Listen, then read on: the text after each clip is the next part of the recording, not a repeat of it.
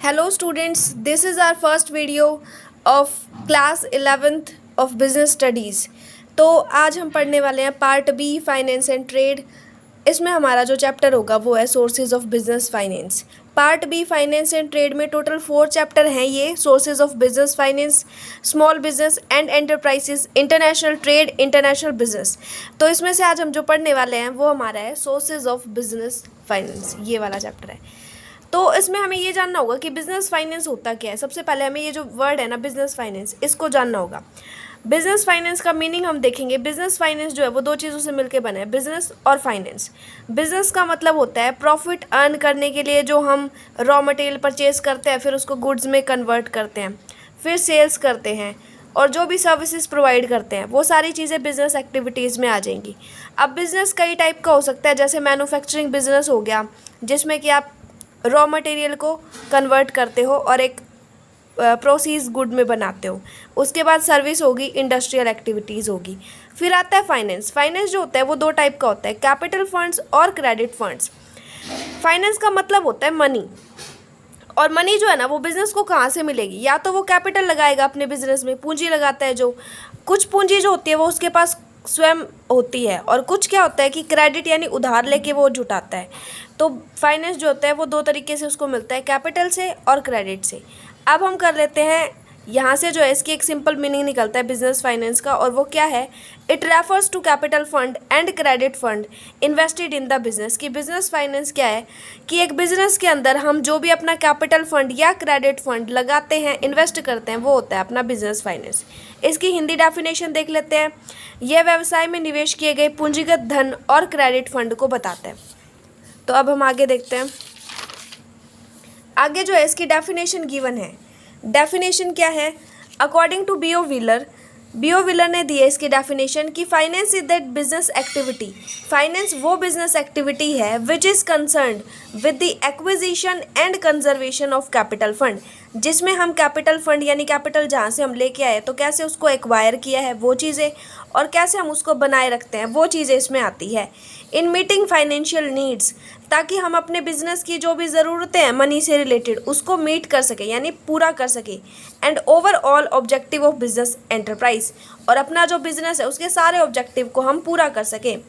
अब इसकी हिंदी डेफिनेशन देख लेते हैं। वित्त वह व्यावसायिक गतिविधि है जो वित्तीय आवश्यकताओं को पूरा करने और व्यावसायिक उद्यम के सभी उद्देश्यों को पूरा करने के लिए पूंजी निधि के अधिग्रहण और संरक्षण से संबंधित है। इसमें एक बिजनेस जो होता है उसकी सारी फाइनेंशियल नीड, वित्तीय आवश्यकताओं को पूरा किया जाता है और उसके ऑब्जेक्टिव्स को पूरा किया जाता है, और वही कैपिटल फंड को कैसे हमने एक्वायर करना है और कैसे हमने कंजर्वेशन करना है वो चीज़ें इसमें आती हैं। अब हम पढ़ लेते हैं नेचर ऑफ बिजनेस फाइनेंस, कि बिजनेस फाइनेंस का नेचर क्या होता है।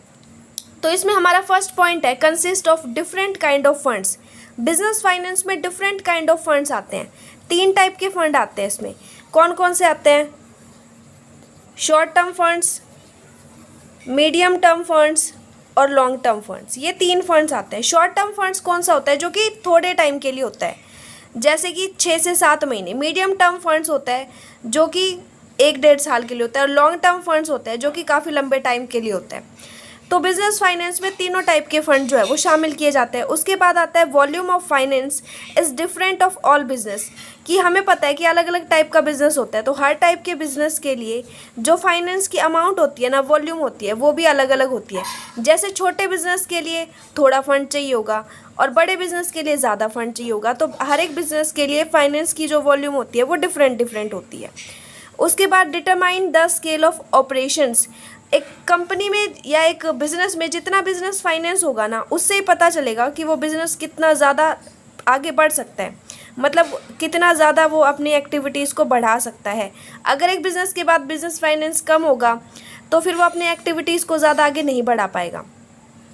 उसके बाद है use for different type of activity. Business finance को अलग अलग टाइप की एक्टिविटीज़ के लिए यूज़ किया जा सकता है। इसे आप मार्केटिंग के लिए भी यूज़ कर सकते हैं। जैसे आपको अपना प्रोडक्ट जो है वो बाहर बेचना है, तो आपको उसकी एडवर्टाइजमेंट करनी है, तो उसके लिए भी फाइनेंस चाहिए होगा। या फिर आपको अपनी कंपनी में प्रोडक्ट बनाना है, कच्चा माल खरीदना है, रॉ मटेरियल लाना है, उसके लिए भी चाहिए होगा। तो मतलब अलग अलग टाइप की एक्टिविटीज़ के लिए आप इसको यूज़ कर सकते हो। लाइफ ब्लड ऑफ बिजनेस, जैसे कि एक मनुष्य के शरीर में रीढ़ की हड्डी का स्थान होता है ना, वैसे ही एक बिजनेस में बिजनेस फाइनेंस की जगह होती है। मतलब वो बिल्कुल एक ब्लड की तरह काम करता है, वो नहीं होगा तो बिजनेस ख़त्म। तो इसीलिए इसको लाइफ ब्लड ऑफ बिजनेस कहा जाता है। उसके बाद है determine the scale of business operation. जो हम बिजनेस में जितनी भी प्रक्रियाएं करते हैं, चाहे हमने परचेज करी है, सेल करी है, मार्केटिंग करी है या फिर कुछ भी करा है, तो उस सब के लिए बिजनेस फाइनेंस उसको डिटरमाइन करता है कि किस चीज़ के लिए, जैसे हमने परचेज करना है तो कितना फाइनेंस चाहिए, मार्केटिंग के लिए हम कितना फाइनेंस, तो उन सबको अरेंज करने का काम जो है वो बिजनेस फाइनेंस में किया जाता है। उसके बाद है अम्ब्रेला टर्म। अम्ब्रेला टर्म जो है वो इन 3-4 एक्टिविटीज़ का कॉम्बिनेशन है कि ये अलग अलग बिजनेस के लिए यूज़ हो रहा है, ये अलग अलग एक्टिविटीज़ के लिए यूज़ हो रहा है, और इसमें हम अलग अलग ऑपरेशंस को कंसीडर करते हैं। तो ये आ जाएगा अम्ब्रेला टर्म। अब हमारा लास्ट टॉपिक रहता है, और लास्ट टॉपिक क्या है हमारा? Importance of business finance. अब क्वेश्चन जो पेपर आता है उसमें कैसे क्वेश्चन आएगा?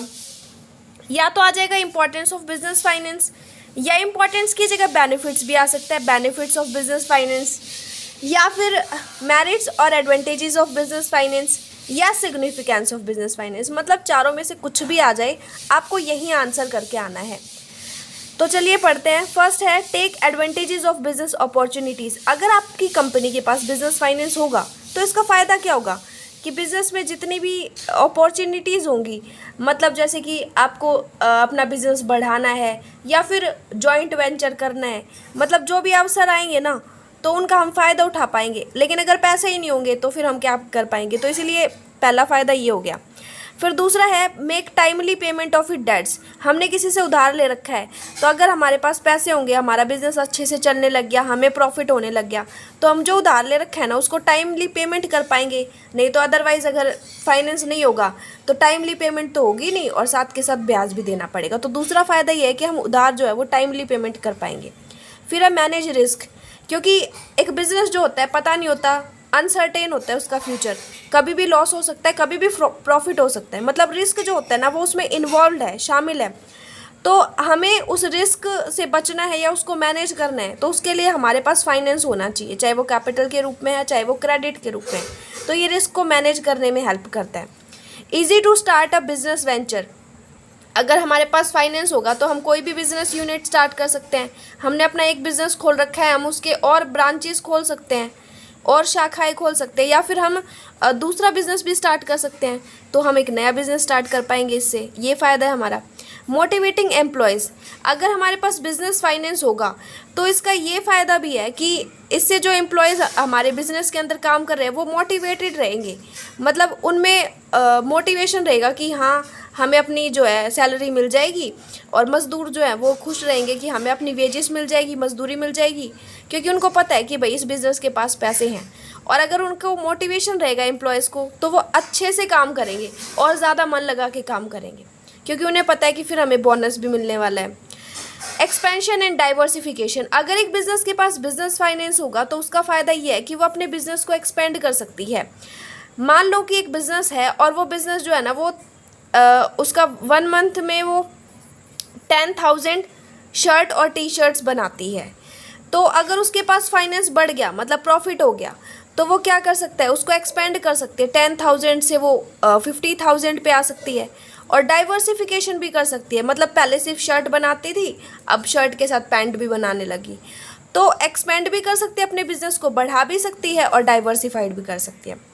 उसके बाद है smooth conduct of business. Business finance का एक फ़ायदा ये भी है कि आप जो है ना अपना बिजनेस आसानी से चला सकते हो बिना किसी टेंशन के, क्योंकि आपके पास फाइनेंस है। और अगर फाइनेंस नहीं होगा तो वो उस तरीके से बिजनेस अच्छे से चल नहीं पाएगा, क्योंकि टेंशन होगी। तो लास्ट है यूज़ ऑफ मॉडर्न टेक्नोलॉजी। अगर आपके पास फाइनेंस है तो आप नई टेक्नोलॉजी ले सकते हो, क्योंकि नई टेक्नोलॉजी महंगी भी तो आती है। लेकिन अगर आपके पास फाइनेंस नहीं होगा तो फिर दिक्कत होगी, टेक्नोलॉजी खरीद नहीं पाओगे। और जिसके पास फाइनेंस नहीं होता उसको कोई बैंक उधार भी नहीं देता, लेकिन जिसके पास फाइनेंस होता है उसको उधार भी मिल जाता है। तो it is easy to take advantages या फिर take loan from the bank. तो ये थी हमारी वीडियो। अगर आपको हमारी वीडियो पसंद आए तो प्लीज़ वीडियो को लाइक कीजिए और चैनल को सब्सक्राइब कीजिए, और इसे अपने दोस्तों के साथ, अपने ग्रुप के साथ ज़रूर शेयर कीजिए। Thank you.